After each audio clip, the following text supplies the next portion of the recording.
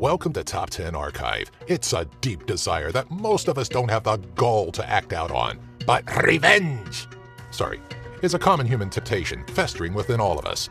In this installment, we'll look at the 10 cases where someone refused to turn the other cheek.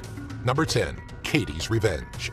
Convicted child molester Anthony Stockelman was sentenced to prison for his sexual abuse and murder of young Katie Coleman. Though the family would call for the death penalty, the judicial system found it more fit to lock up the murderer instead. Though unknown to Stockelman, Katie had a cousin incarcerated in the same prison who would carve the words Katie's Revenge into Stockelman's forehead one night as he slept, forever branding him for the atrocities he had performed. Number 9. Reverse foreclosure. When a branch of Bank of America wrongfully foreclosed on the house of Warren and Maureen Yurgish, it left the family dumbfounded. They paid cash for their home and as such had no mortgage for the bank to foreclose on. Several phone calls, letters, and dead-ended attempts to reach the bank later, Warren decided it was time to lawyer up. The foreclosure was dismissed, but Yurgish wanted to get his attorney fees back from the bank. After several attempts to reach the bank again, Yurgish went to court to procure a writ of execution, allowing him to seize bank assets as payment. Showing up with a moving truck and police escorts to take the lobby furniture at the bank, the manager decided to cut a check for $2,500 instead. Number 8. South Korea blast K-pop music at the North.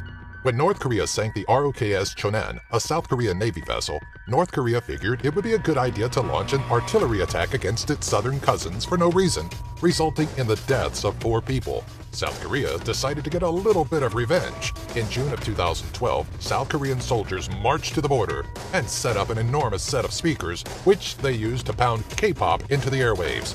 You know what they say, fight fire with K-pop tunes. Number 7. Harold Fisher versus Guido Rossi.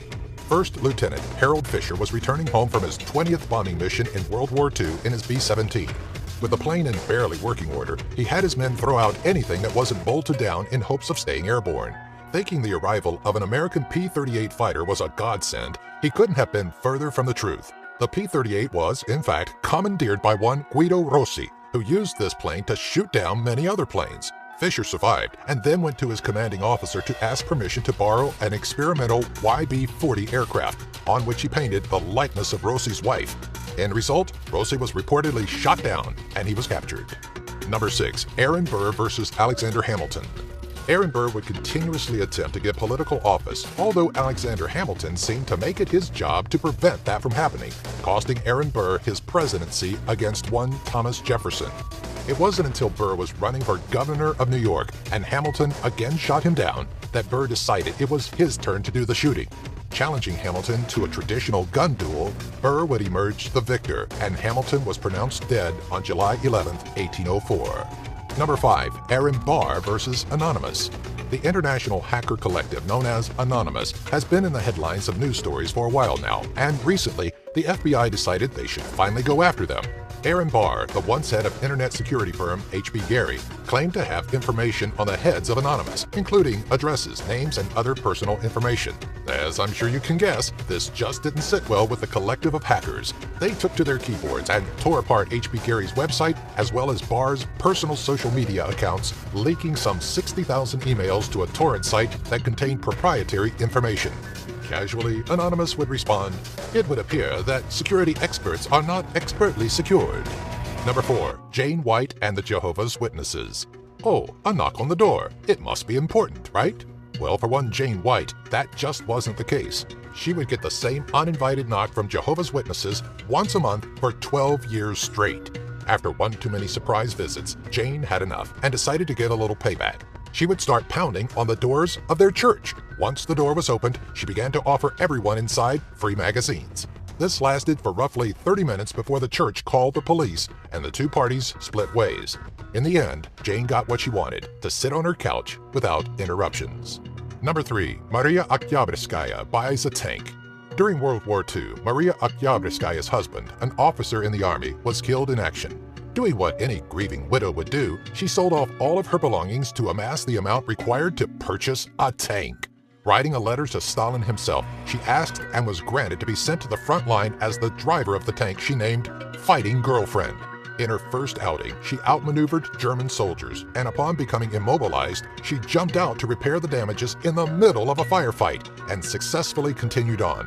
Maria went on to posthumously earn the Hero of the Soviet Union Award, a feat that no other female tanker had done. Number 2. Eliahu Itzkovich. Eliahu Itzkovich, a Romanian Jew, bore witness to the murder of his entire family at the hands of one man during World War II, Stănescu. Itzkovich vowed to get revenge for the travesty, but was unable to locate him after the war. Later, he learned Stănescu had joined up with a French Foreign Legion, so Eliahu decided to join up himself. Going AWOL for reasons of revenge, Itzkovich would gain the trust and friendship of Stănescu. Eventually, the two would be separated from their unit, and Itzkovich used this opportunity wisely. We're not sure how the revenge killing went down, but we imagine it looked something like this.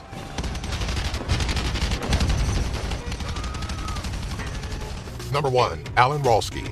You may have heard the name Alan Rolski. He's notorious for an abundant amount of junk emails he spread worldwide. In 2002, the world had its chance for revenge after Rolski's interview with the Detroit News was posted to Slashdot. Included the address of his new house. People took to the internet and signed him up for a gratuitous amount of free advertising mailings, stating, "They've signed me up for every advertising campaign and mailing list there is. These people are out of their minds. They're harassing me." Rolski had many interviews and even claimed he did nothing illegal, that he was nothing more than a legitimate businessman. In the end, he was convicted in June of 2009 to a little over 4 years of prison time. Hey everyone, thanks for watching. If you'd like to see more videos like this, be sure to visit and sign up with our friends at Geek Fuel by using our affiliate link found in the description section. For just $20 a month, you'll receive at least $50 worth of geeky stuff that you'll actually use. Each box comes with a t-shirt you'll actually want to wear and a free Steam game download, usually valued at $10 or more. Don't miss out on this monthly box that Stan Lee himself endorses. Be sure to subscribe to our channel to keep updated on more lists like these, box opening, and giveaways. Especially like the one about Jehovah's Witnesses. You gotta send Maria over to knock on their door with a tank.